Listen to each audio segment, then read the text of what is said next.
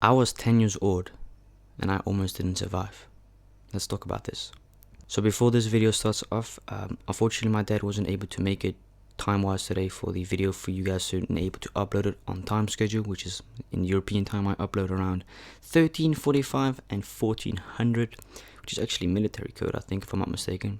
But enjoy the video. Basically, when I was a little kid, right, I was grown and born. I mean, I'm assuming that all of us were born, right? Unless you were incubated, I think. But anyways, I was born, and unfortunately, I had quite a problem in the beginning already.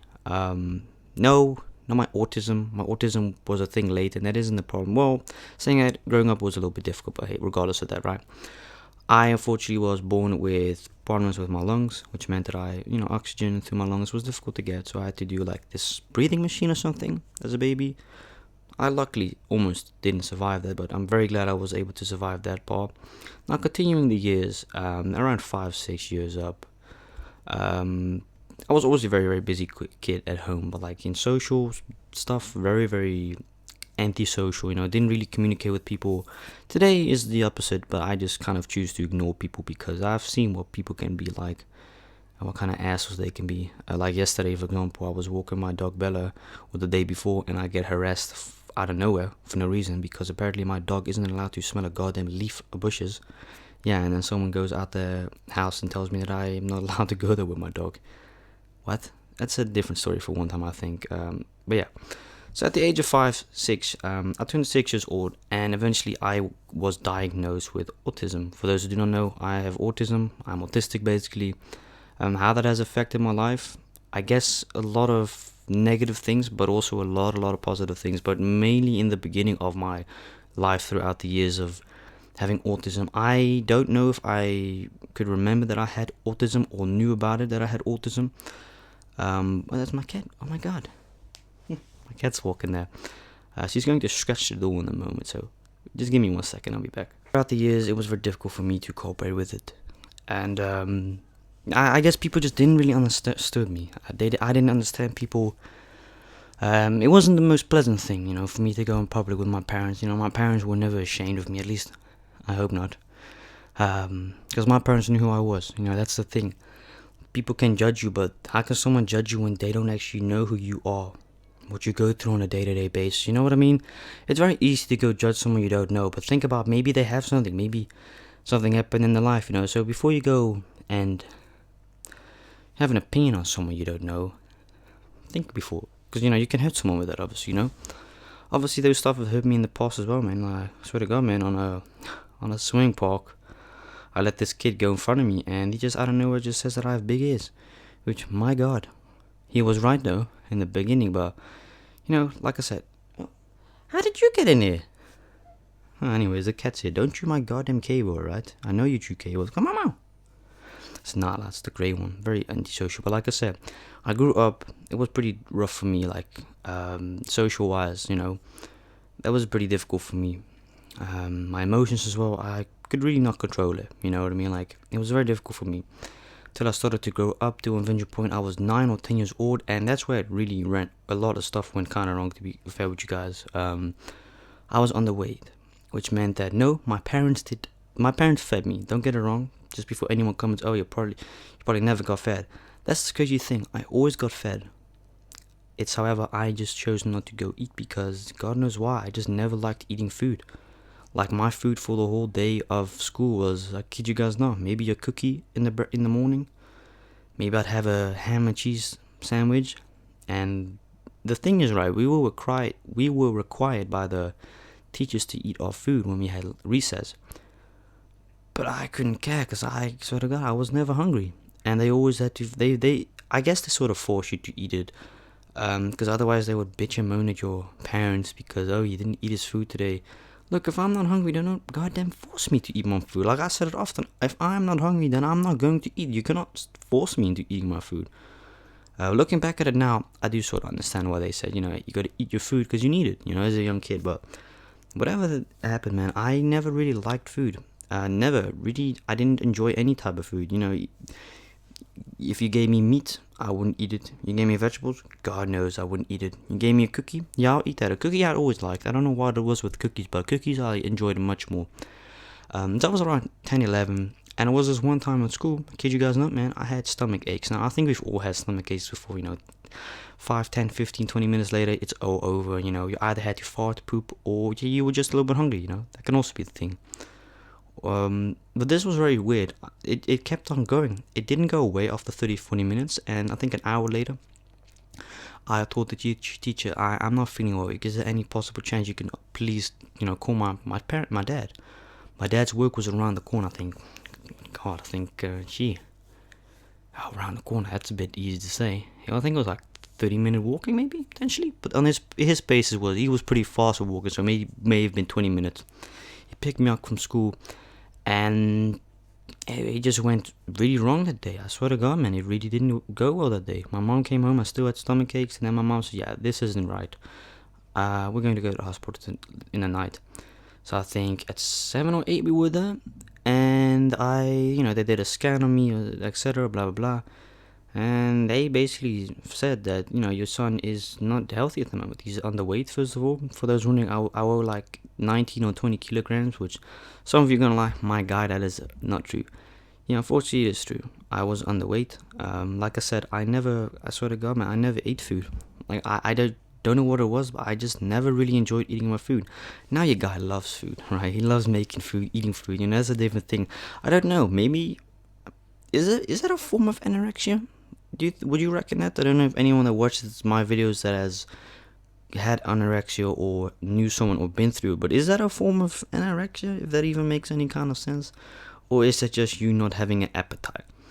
Like I said, I it's not that I puked because of food. No, I just never really wanted food. I wasn't very hungry. I always loved drinking though. What is he?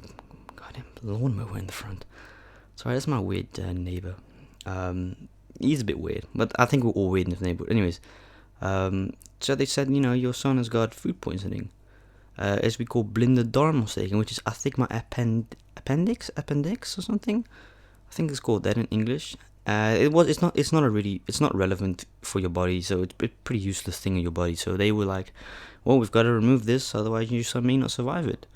So we were like, oh my God, yeah, definitely remove that. And I remember I was on a narcotic, and I was very sleepy, didn't feel anything through the surgery, which was amazing. But I woke up the next morning, I'm assuming it was the next morning, and I was in the bed for like, God knows how long. I think it was maybe at least 3 weeks, maybe 4 weeks. And it was just pain and stress, emotional. Like, it hurt me a lot, man. Not being able to go to school, socialize with my friends at the time, this and that, go gym, sport. I had almost no strength to walk as well. I couldn't walk, man. Like, it's not like I had forgotten how to walk. I just was so weak and so tired mentally and physically, so weak. I kid you guys not, I had to get taught how to learn it. I had to get taught how to walk again. Because it was so bad, I was in such a bad shape. Like I said, that surgery, that night, that day, that really ruined me for a long time, And, I was lucky to make it. I could have also not made it, Then I wouldn't have been alive and make this awesome content for you guys. Hey, think about it like that. Damn, if it wasn't for you, my man, we wouldn't have this awesome content. Yes, I know. No, I'm just kidding, man. Like I said, I've had a scary roller coaster in my life. I kid you guys not, man. As a baby, as a 10 or 11-year-old, and it was painful. Like, you gotta realize, I had to get food through my nose. I swear to God, man, that feeling, I can still remember when I think about it. It sort of hurt, but it was also just painful every single day, twice through my nose. I had to get food, like the nose thing, to go through my nose, and then I still remember the feeling. It hurts, like swallowing the food. It's kind of like, I don't know how to explain it. It's like something is stuck in your throat the whole time, but it just keeps on hurting, It hurt. And I had a lot of diarrhea as well. Kid you guys not, I had a lot of diarrhea. And I was just, not necessarily just in pain a lot, but just very, very tired, my man. So, the recovery also took me quite a while. After recovery, I think I was in hospital for at least 3 weeks, maybe 4 weeks. Let's just say 4 weeks, right? And then I was at the hospital. I could walk again, luckily, but I was, still very, very, very tired and stuff. And I think I went home on a Friday out of the hospital, and I went to school, I think next week Thursday I tried or something. Yeah, since then I've been amazing. I've been winning since then, I could say. Yeah, it's been a pretty scary roller coaster, you know. I know I joke a lot about me having autism and that. Look, I honestly don't care and don't mind that I've got autism. You know, I've accepted the fact. You know, I want to say unfortunately because, like I said, I just sometimes really wish I could know what it feels like being normal. You know, if it makes any kind of sense. Like, what would my life maybe be if I didn't have autism? You know, would it be less interesting? Would it be more interesting? Would I be more relaxed? I've really got no clue, man. And for you out there wondering, autism is not something you can cure. You know, you can't cure it. It's I guess a DNA thing or something. So yeah, you can't cure it, right? It's not a disease for any of you guys wondering. It's not. Um, but yeah, I have it and I'm proud of it. And there's nothing that I can really do or change about it. Matter of fact, I can't change anything about it. I can't just say, you know what, let's remove it out of my brain. Alright, we have no autism anymore. Yay. No, you can't remove it. You know, I must say, if I could say so, as someone who has got autism himself, I have sometimes felt like outside the society, like that I've been not that. Sometimes I've had that feeling like, damn, I'm being left out of society. Unfortunately, that is sometimes the case with people that have autism. Not just people with autism, but people with Down syndrome as well. Unfortunately, they often get left out of society because people don't always look positive at them, you know, which I don't understand really. You know, it's not their fault that they've got autism or Down syndrome. Like, we didn't choose for it, man. We didn't ask for it. You know, I guess just it happened, and it is what it is. You know, with Down syndrome, you have one chromosome too much, I think. Then you know the normal would be 46, and they will have 47. And yeah, I don't know how many chromosomes I have. I think I have 46 as well. I think. I actually don't know what causes autism. I've never actually searched it up, but I think I'm going to search it up. But yeah, thank you guys so much for watching this video. Yeah, let me know what you guys think down in the comments. Scary? I don't know. But I'm good and I'm healthy today.